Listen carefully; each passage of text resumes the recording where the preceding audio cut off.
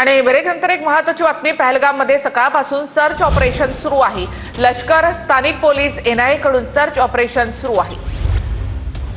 लष्कर, स्थानिक पोलीस आणि एनआयए कडून सध्या इथे सर्च ऑपरेशन केलं जातंय।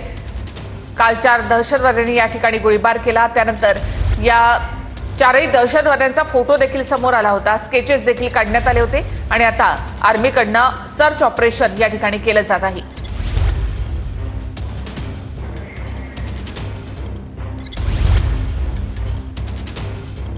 पहलगाममध्ये आज सकाळपासूनच सर्च ऑपरेशन सुरू करण्यात आलेलं आहे। केंद्रीय गृहमंत्री अमित शहा यांचा दौरा या ठिकाणी झाला, त्यांनी आढावा या ठिकाणी घेतलेला आहे आणि त्यानंतर त्या भागामध्ये अजूनही मायनस मध्ये तापमान आहे आणि काल परवा जो पाऊस झाला त्यावेळेला बर्फवृष्टी झाली होती, त्यामुळे संपूर्ण या परिसरामध्ये खरं तर सर्च ऑपरेशन करताना काही अडचणी येत असतील, मात्र अजूनही बॅरिकेडिंग करून संपूर्णपणे हा परिसर ताब्यात घेतलेला आहे। केंद्रीय गृहमंत्री अमित शहा हे स्वतः येऊन या ठिकाणी त्यांनी पाहणी करून ते पुन्हा दिल्लीला परतलेले आहेत, मात्र अजूनही या ठिकाणी परवानगी जी आहे ती देण्यात आलेली नाही। दुसऱ्या बाजूला आपण ही पाहतो जम्मू काश्मीर पोलिसांची अत्याधुनिक जी गाडी आहे, सशस्त्र गाडी, ती देखील या ठिकाणी तैनात आहे। एकंदरीतच काय सुरक्षा दलांसमोर मोठं आव्हान आहे दहशतवाद्यांना पकडण्याचं। 24 तास खरं तर उलटून गेलेले आहेत, मात्र महत्त्वाचं हेच आहे की ज्या ठिकाणी दहशतवादी हल्ला झाला होता तिथं सर्च ऑपरेशन सुरू असल्यामुळे अडचणी येऊ नयेत कोणत्याही शासकीय कामामध्ये किंवा त्या शोध मोहिमेमध्ये, त्यामुळेच तिथं अद्याप ही कुणालाही परवानगी देण्यात आलेली नाही। आणि दुसरं म्हणजे पहलगाममधले जे काही पर्यटक होते त्या सगळ्यांना तिथून बाहेर काढण्यात आलेलं आहे। श्रीनगर पहलगाममध्ये सकाळपासूनच सर्च ऑपरेशन या ठिकाणी सुरू करण्यात आलंय। लष्कर, स्थानिक पोलीस आणि एनआयए कडून इथे सर्च ऑपरेशन केलं जात आहे।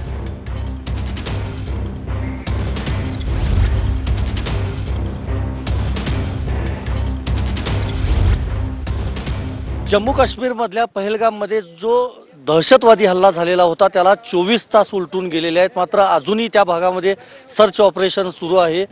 माध्यमांना अजूनही परवानगी देण्यात आलेली नाही, त्याचबरोबर पर्यटक असतील, सामान्य नागरिक असतील, त्यांनाही अजून पहलगाममध्ये जायची परवानगी नाही आहे। मी सध्या एका चेकपोस्टवर आहे, इथून अवघ्या 7 ते 8 किलोमीटर अंतरावर पहलगाम चा मुख्य पॉईंट आहे। आपण पाहतो या ठिकाणी ही पहिली जम्मू काश्मीर पोलिसांची गाडी आहे आणि त्याच्या पलीकडे आपण पाहतोय बॅरिकेडिंग केलेलं आहे। या ठिकाणी CRPF आहे, CISF देखील आहे, त्याचबरोबर जम्मू काश्मीर पोलीस देखील तैनात आहेत। या ठिकाणी या रस्त्यावरून पुढे जायला कुणालाही परवानगी नाही आणि समोर जो सगळा भला मोठा पहाडी इलाका परिसर जो दिसतोय, याच परिसरामध्ये दहशतवादी लपले असल्याची शंका जी आहे ती सुरक्षा दलांना आहे। त्यामुळे त्याच भागामध्ये सर्च ऑपरेशन जे आहे ते पहाटेपासून आज सुरू करण्यात आलेलं आहे, मात्र अद्यापही त्यांचा काही पत्ता लागलेला नाही। रेखाचित्र देखील जाहीर करण्यात आले आहेत आपल्याला माहिती आहे।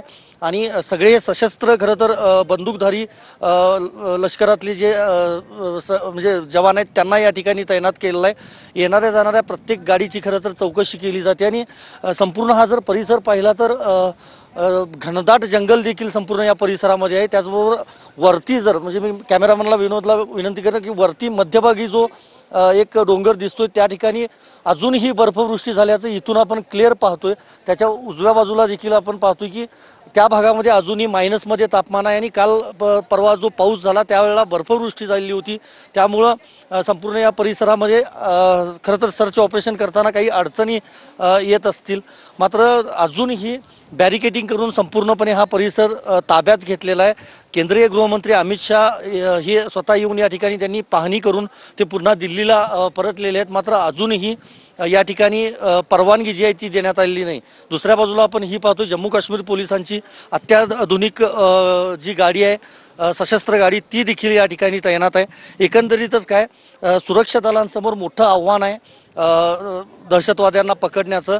24 तास खरं तर उलटून गेलेले आहेत, मात्र महत्त्वाचं हेच आहे की ज्या ठिकाणी दहशतवादी हल्ला झाला होता तिथं सर्च ऑपरेशन सुरू असल्यामुळे अडचणी येऊ नयेत कोणत्याही शासकीय कामामध्ये किंवा त्या शोध मोहिमेमध्ये, त्यामुळेच तिथं अद्याप ही कुणालाही परवानगी देण्यात आलेली नाही। आणि दुसरं म्हणजे पहलगाममधले जे काही पर्यटक होते त्या सगळ्यांना तिथून बाहेर काढण्यात आलेलं आहे। श्रीनगर असेल किंवा अनंतनाग असेल त्या ठिकाणी त्यांना रवाना करण्यात आलेला आहे।